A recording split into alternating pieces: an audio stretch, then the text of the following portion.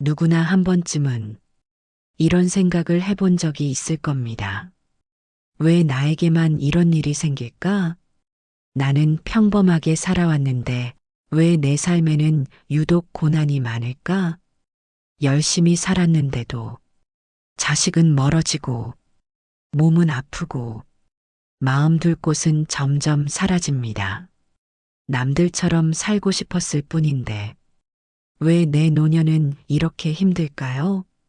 그렇게 하루하루를 버티다가 어느 날 문득 이런 말이 떠오릅니다. 나는 도대체 무슨 죄를 지은 걸까?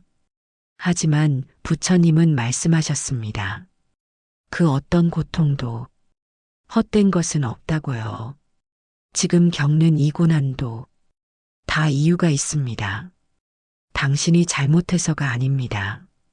벌을 받아서도 아닙니다. 그건 바로 인연과 업이라는 삶의 법칙 안에 있기 때문입니다. 인연이란 모든 일이 서로 이어져 있다는 뜻입니다. 업이란 내가 지은 마음과 행동이 언젠가 나에게 돌아온다는 뜻입니다. 어떤 일도 갑자기 툭 하고 생기지 않습니다. 오늘의 결과는 어제의 선택에서 나왔고 지금의 인연은 과거의 마음에서 시작됐습니다. 당신이 오늘 겪는 외로움도 건강의 문제도 가족과의 갈등도 다 삶이 던져준 의미 있는 수업입니다. 그 고통이 당신을 무너뜨리려고 온 것이 아니라 당신을 더 깊이, 더 넓게 성장시키려고 찾아온 것입니다. 하지만 이 말을 듣고 반문할 수도 있습니다. 나는 남에게 피해 준 적도 없는데 왜 나에게 이런 일이 생기는 거죠? 부처님은 이렇게 말씀하셨습니다. 과거의 업은 지금 이 삶에서만 만들어지는 것이 아니라 이전의 삶, 수많은 생에 걸쳐 이어진다고요. 그리고 지금 이 순간에도 당신은 새로운 인연을 만들고 새로운 업을 짓고 있습니다. 그렇다면 중요한 건 과거가 아닙니다. 지금 이 고난을 어떻게 받아들이느냐가 당신의 다음 삶을 바꾸게 됩니다. 누구나 고통은 겪지만 그걸 원망으로 넘기는 사람과 이유를 찾고 마음을 돌이키는 사람의 인생은 완전히 달라집니다. 지금 당신은 어떤 선택을 하시겠습니까?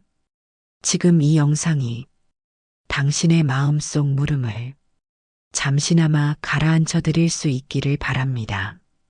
이제부터 우리는 고난을 다시 바라보려 합니다.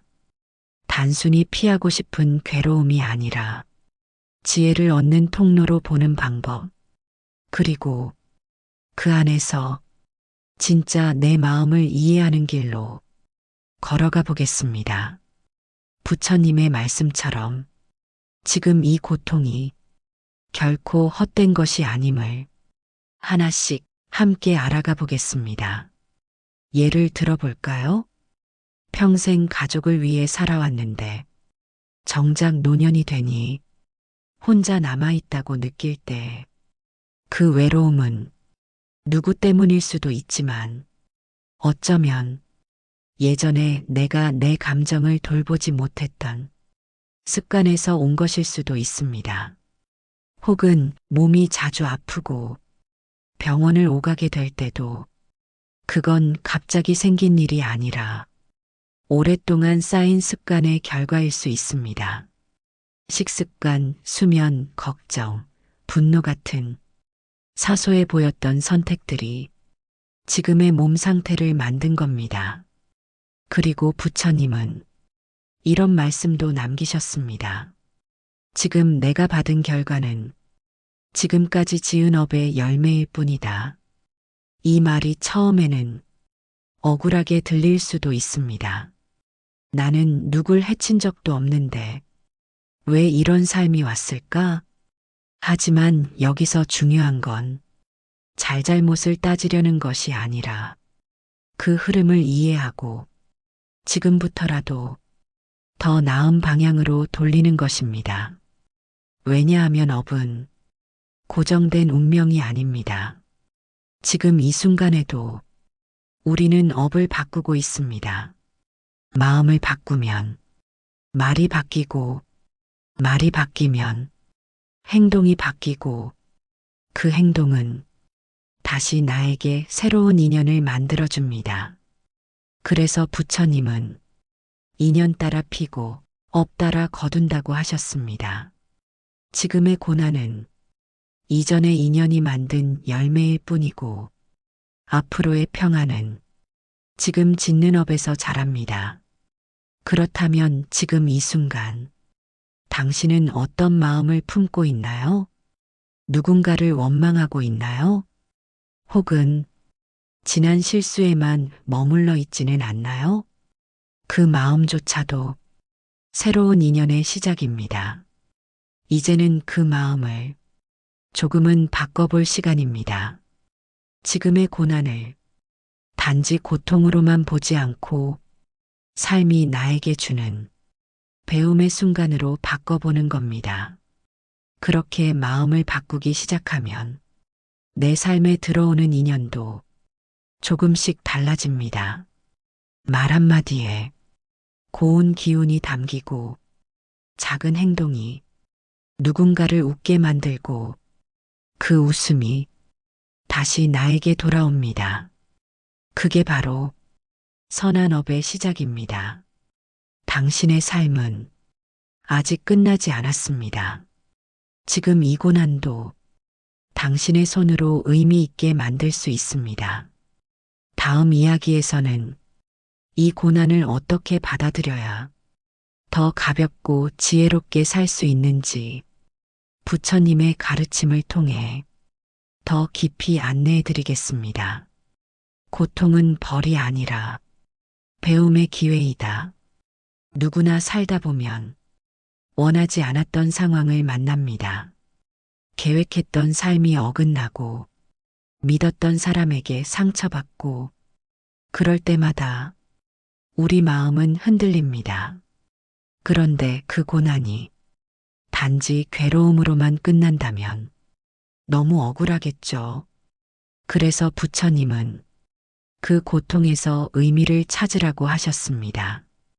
왜냐하면 그 안에 깨달음이 있기 때문입니다. 당신이 지금 겪는 고난은 마음을 한 번 더 돌아보게 하고 지금껏 당연하게 여겼던 것들을 다시 생각하게 만듭니다. 몸이 아프고 나서야 건강이 소중하다는 걸 알게 되고 사람을 잃고 나서야 곁에 있을 때의 고마움을 느낍니다. 이런 깨달음은 그 어떤 책이나 지식으로도 얻을 수 없는 것입니다. 오직 경험이라는 고통을 직접 지나가면서 비로소 얻는 선물입니다. 그래서 어떤 스님은 이렇게 말했습니다. 가장 아픈 순간이 가장 큰 스승이다. 그 말은 사실입니다. 고통은 당신에게 인생의 중요한 방향을 바꾸라고 말하고 있습니다. 과거를 후회하느라 지금을 놓치지 말고 지금 이 순간부터 다시 마음을 바로 세우면 됩니다. 지금까지 내가 살아온 방식이 나를 힘들게 했다면 이제부터는 나를 살리는 방향으로 바꿔야 합니다. 그 시작은 작은 것부터 하면 됩니다. 내 몸에게 미안하다고 말하면서 따뜻한 물 한 잔을 건네고 내 마음에게 고생 많았다고 인정하면서 하루를 마무리합니다. 이런 작은 실천이 새로운 업을 만들고 새로운 인연을 부릅니다. 그리고 가장 중요한 건 자신을 탓하지 않는 일입니다. 고난은 누구에게나 찾아옵니다. 그걸 어떻게 받아들이느냐에 따라 그 사람의 깊이가 달라집니다. 당신은 그 고난을 잘 견디고 있습니다. 지금까지 버티고 여기까지 걸어온 것만으로도 충분히 잘해오신 겁니다. 그리고 그 경험은 당신만의 지혜가 됩니다. 그 지혜는 다른 사람을 이해하게 만들고 다른 사람의 아픔에 조용히 손을 내밀게 만듭니다.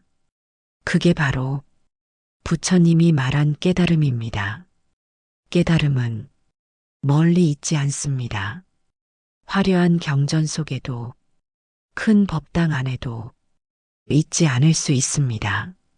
당신이 지금 겪고 있는 이 평범한 고난 속에 당신만의 깊은 깨달음이 이미 자라고 있습니다. 그걸 외면하지 않고 마주하면 됩니다. 지금 당신의 삶은 누구보다 귀한 지혜의 과정 속에 있습니다. 이제 우리는 이 고난을 넘는 힘뿐 아니라 이 고난에서 배운 것들을 어떻게 삶에 쓸지 생각해 봐야 합니다.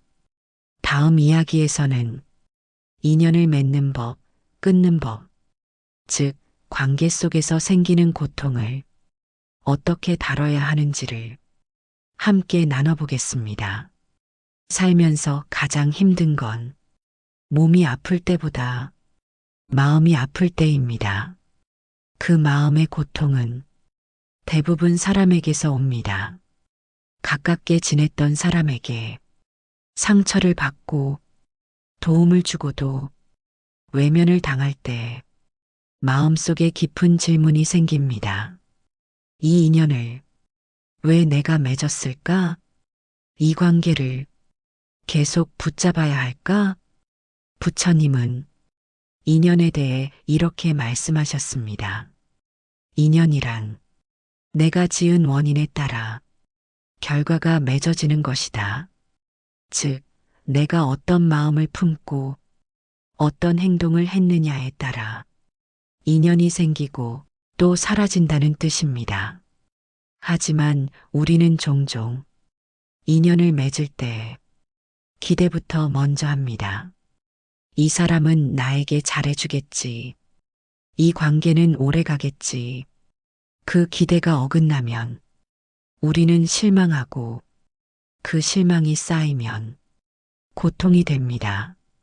부처님은 관계가 괴로움이 되는 이유를 딱 한마디로 설명하셨습니다. 집착이 문제다.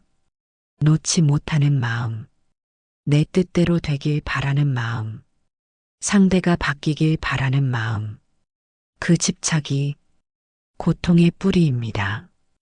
특히 나이가 들수록 이 집착은 더 깊어질 수 있습니다. 자식에게 인정받고 싶고, 배우자와 가까워지고 싶고, 오래된 친구와 예전처럼 지내고 싶을 수도 있습니다. 하지만 세상은 늘 내 뜻대로 움직이지 않습니다. 상대는 내가 기대한 방식으로 반응하지 않습니다. 그럴 때 필요한 게 바로 관계의 거리두기입니다. 부처님은 말씀하셨습니다.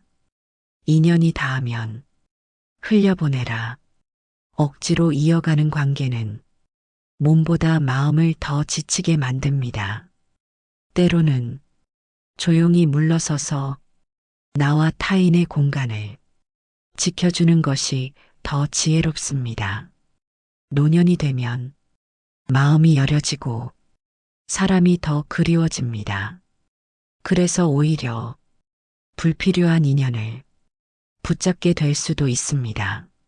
하지만 인생의 후반전은 채우는 시간이 아니라 비우는 시간입니다.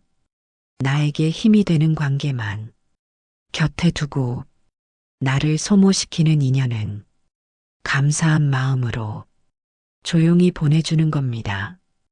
그게 냉정해서가 아닙니다. 그건 자신을 보호하는 지혜로운 선택입니다.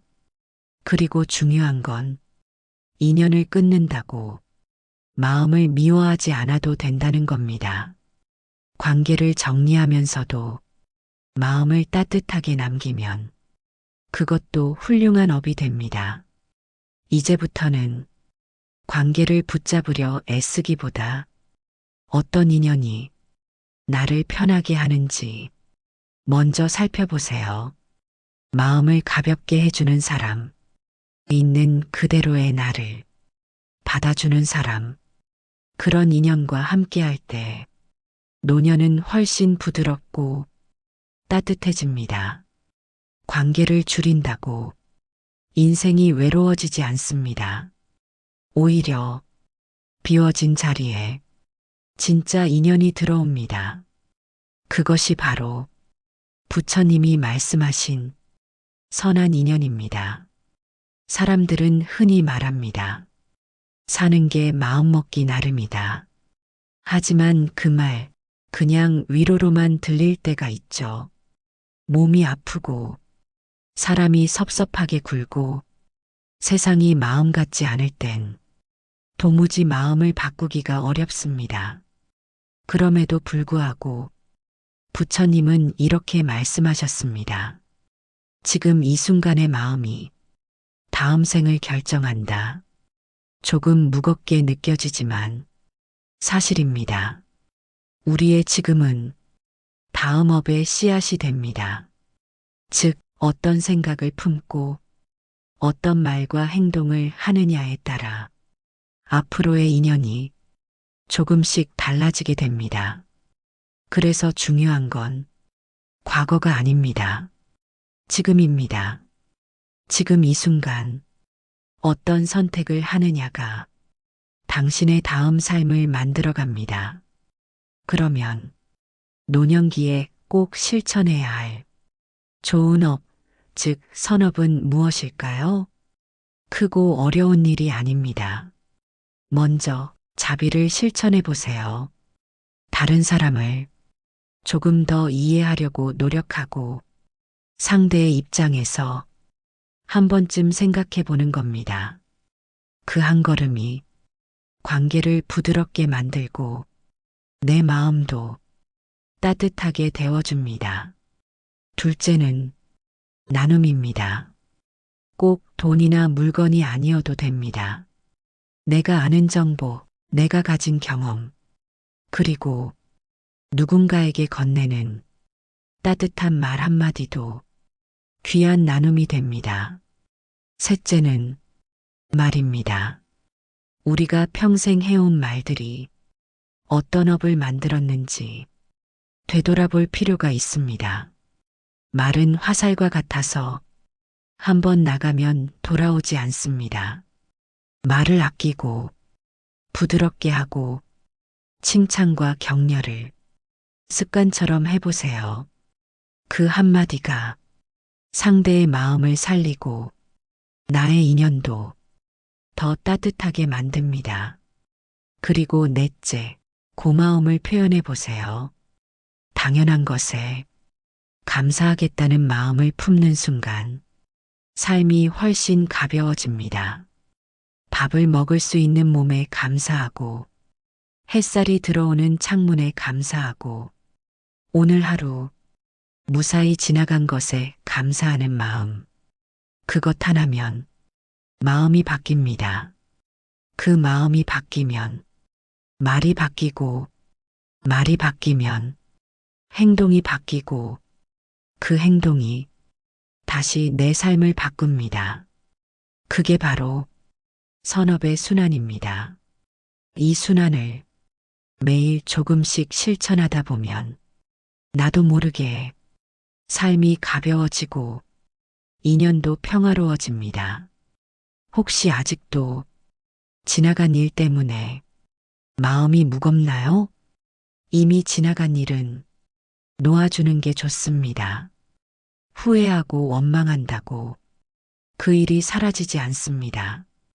오히려 그 마음을 계속 품고 있으면 나에게 또 다른 괴로움이 생깁니다.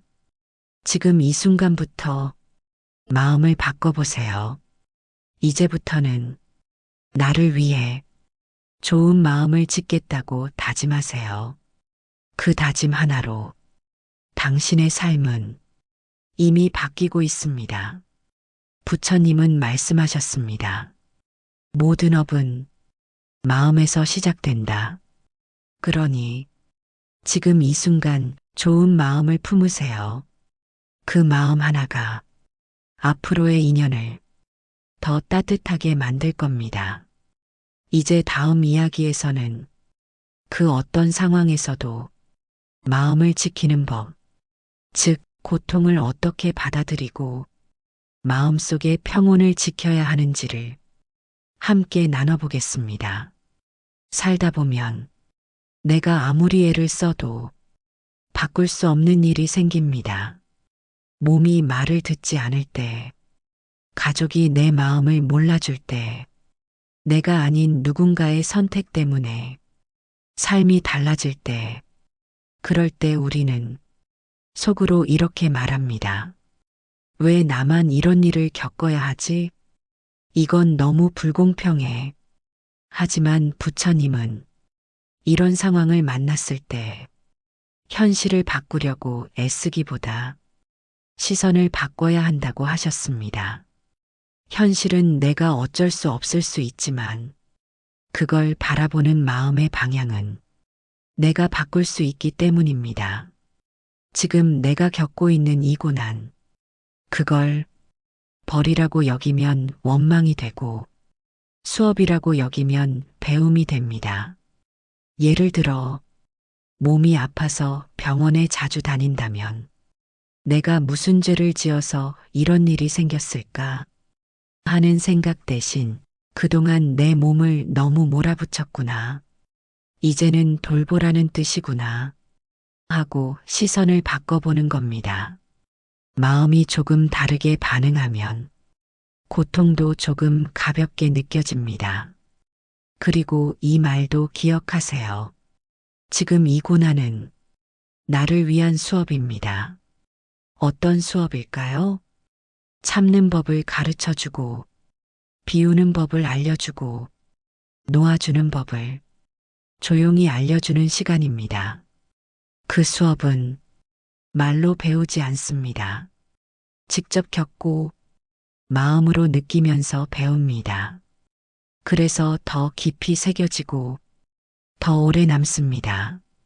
하지만 사람은 쉽게 원망하게 됩니다. 왜 나에게 이런 일이, 왜 내가 그 말을 들었어야 했을까? 왜 나는 혼자일까? 하지만 그 왜라는 질문 속에 답은 없습니다.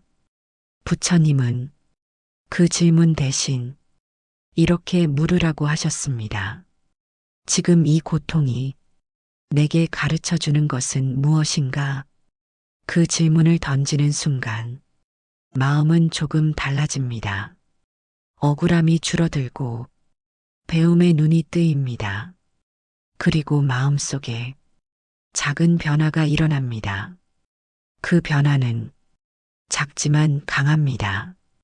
당신의 오늘을 조금은 편하게 만들고 당신의 내일을 조금 더 따뜻하게 이끌어줍니다.